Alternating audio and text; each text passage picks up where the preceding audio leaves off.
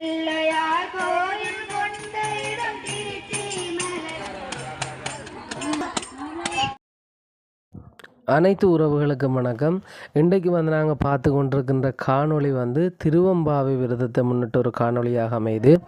இப்போ இந்த காலத்தில் திருவம்பாவை விரதம் யாழ்ப்பாணம் மாவட்டத்தில் மிகவும் சிறப்பாக அனுஷ்டிக்கப்பட்டு கொண்டிருக்கின்றது.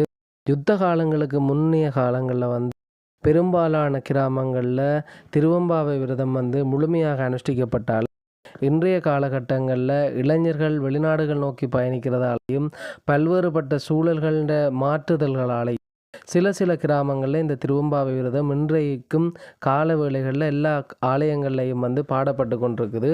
குறிப்பாக சொல்லுகின்ற பொழுது எல்லாரும் ஊரை சுற்றி பாடுறதை தான் பெருமையாக சொல்லிக்கொள்ளினோம். இன்றைக்கும் சில இடங்களில் இளைஞர்கள் கூட்டாக சேர்ந்து அந்த ஊரை சுற்றி பாடுற வளமைன்றது குறிப்பாக இருக்குது. திருவாசகம், இந்த திருவாசகத்தை தங்களுடைய இந்த குறிப்பிட்ட அந்த மாணிக்க வாசகரால் எழுந்தருளப்பட்ட அந்த வாசகத்தை சுற்றி படித்து கொண்டு இந்த திருவம்பாவை பாடப்படுகிறது.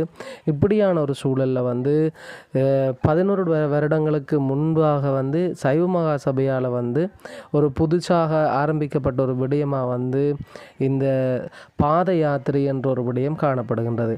இந்த பாத யாத்திரை தொடர்பாக சொல்லப்போனால் 11 வருடமாக முக்கியமான தலங்களை மையப்படுத்தி இந்த பாத யாத்திரையை அகில இலங்கை சைவ மகா சபை மிகவும் ஒரு தன்னிச்சையான முறையில் தாங்களாக முன்னின்று முன்னுதாரணமான முறையில் செயற்பட்டு கொண்டு வருகிறது. ஆரம்ப காலங்களில் மிகவும் இந்த பக்த அடியார்களை இந்த வளமைக்குள்ளே கொண்டு வரத்துக்கு மிகவும் கஷ்டப்பட்டிருந்தாலும் பிற்பட்ட காலங்களில் இன்றைய காலங்களில் இளைஞர் பல்வேறுபட்ட மாறுதல்களான சமூக ஊடகங்களுக்கு உட்பட்டு தங்களுடைய வாழ்வியல் மாற்றங்களுக்கு ஏற்படுத்தியிருந்தார். இவ்வாறான சூழல்கள் அவர்கள் தொடர்ந்தும் இந்த சைவ தமிழ் வேலைகளில் தொடர்ச்சியாக செயற்படுறதுக்கு சைவ மகா சபை பாடுபட்டு கொண்டிருக்குது. அப்போ இன்றைக்கு காலமாக மாதகள் என்கின்ற இடம் இருக்குது. அந்த மாதகள் என்கின்ற இடத்துல இருக்கக்கூடிய சம்புநாத ஈஸ்வர ஆலயத்தில் இருந்து ஆரம்பித்த இந்த பாத யாத்திரை பல்வேறுபட்ட ஆலயங்களையும் தரிசித்து கொண்டு ஈழத்தின் சிதம்பரம், அதாவது காரைநகர் ஈழத்து சிதம்பரத்தை நோக்கி இன்றைய தினம் சென்று கொண்டிருக்கிறது. இந்த சந்தர்ப்பத்தில் பல்வேறுபட்ட அடியவர்கள் சுழிபுரம், மூளாய், மற்றது பனிப்புலம், பொன்னாலை ஆகிய பகுதிகளில் ஈழ தேசத்தில் இருக்கக்கூடிய அந்த உறவுகள் இந்த அடியவர்களுக்கான அன்னதானங்கள் மற்றது தண்ணீர் தாக சார்ந்த நிலையங்களை அமைச்சு இந்த அடியவர்களை வரவேற்று கொண்டிருக்கின்றார்கள். இன்றைய நவீன யுகத்திலையும் சமூக ஊடகங்களுக்கு உட்படாமல் இப்படியான செயற்பாடுகள் முன்னெடுக்கப்பட்டு வருகின்றமை குறிப்பிடத்தக்கது.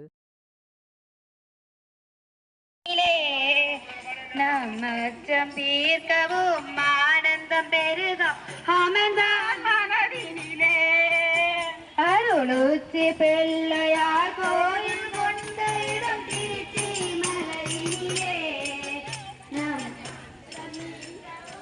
ஆனந்தம் பெருகும்